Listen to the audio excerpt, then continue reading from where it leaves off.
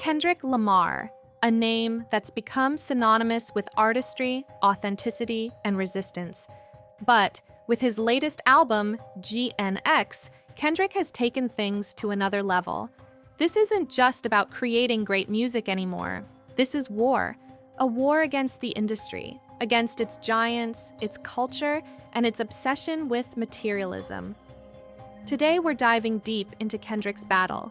We'll unpack his fallout with Drake, the Super Bowl controversy with Lil Wayne, and his searing critique of the music industry itself.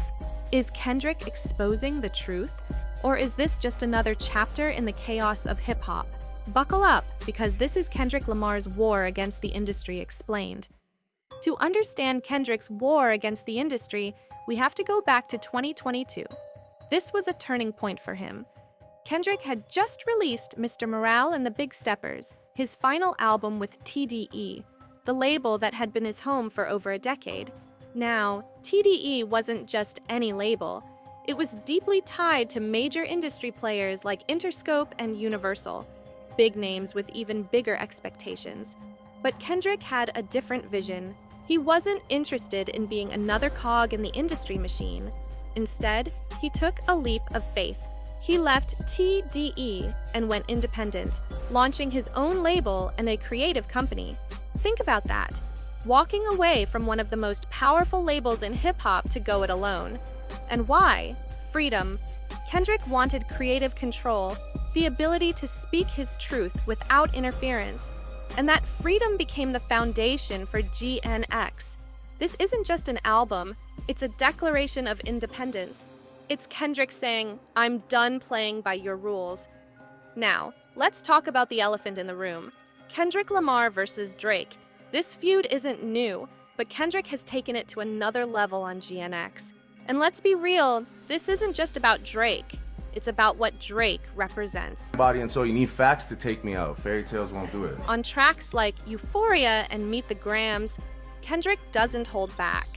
He accuses Drake of being a symbol of everything wrong with the industry: materialism, obsession with image, and chasing commercial success at the expense of authenticity. Take this line from Euphoria. "You're moving just like a degenerate. Heavy antic is feeling distasteful." Kendrick is saying that the flashy antics, the gambling, the constant flexing, it's not just about Drake. It's about an entire culture that's lost its way. And then there's the Heart series. Kendrick's Heart tracks are iconic.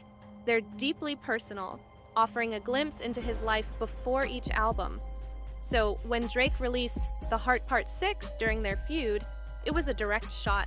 Drake wanted to take something that defined Kendrick and make it his own, but Kendrick wasn't having it.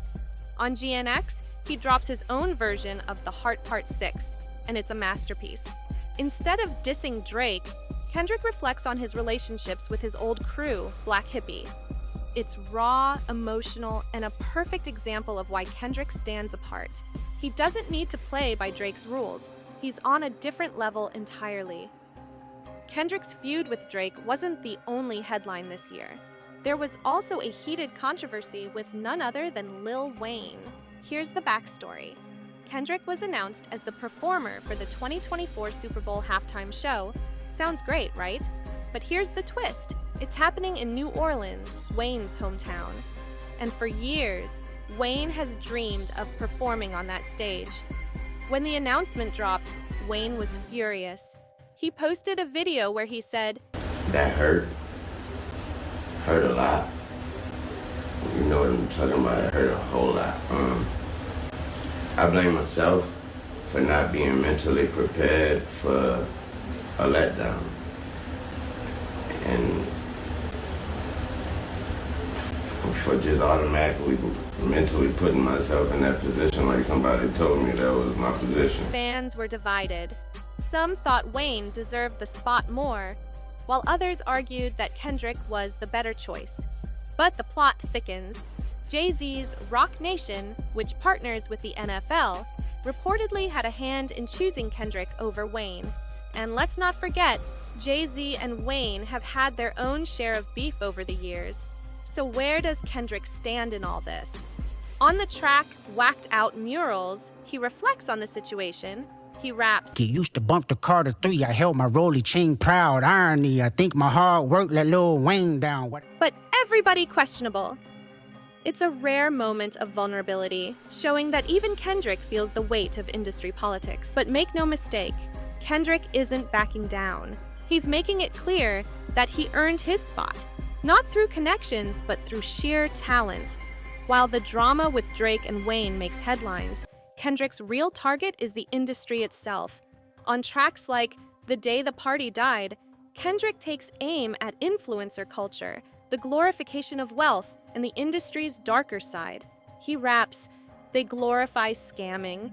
Influencers talk down 'cause I'm not with the basic." Kendrick isn't just calling out rappers. He's calling out an entire culture that prioritizes profit over substance. And let's talk about his faith. As a devout Christian, Kendrick is deeply troubled by the industry's moral decay. He references Christian rapper Lecrae, using him as an example of what hip-hop could be. For Kendrick, this isn't just about music, it's about values. It's about creating art that uplifts, not exploits. Now, let's talk about the Easter eggs. Kendrick is a master of symbolism, and GNX is no exception. The album cover, featuring a black car, is rumored to reference Menace to Society. Fans speculate that it symbolizes Kendrick's readiness to go to war against the industry. And then there's the Squabble Up video, which directly references scenes from the film. These aren't just random nods, they're part of Kendrick's larger narrative. He's not just fighting for himself, he's fighting for the soul of hip-hop. But here's the bigger question: will Kendrick's war change anything? Or is he just one man against a giant? So, what do you think? Is Kendrick exposing the truth about the industry? Or is this just another chapter in hip-hop's never-ending drama? Let us know in the comments, and don't forget to like and subscribe. This is more than a story, it's a movement. And Kendrick Lamar is leading the charge.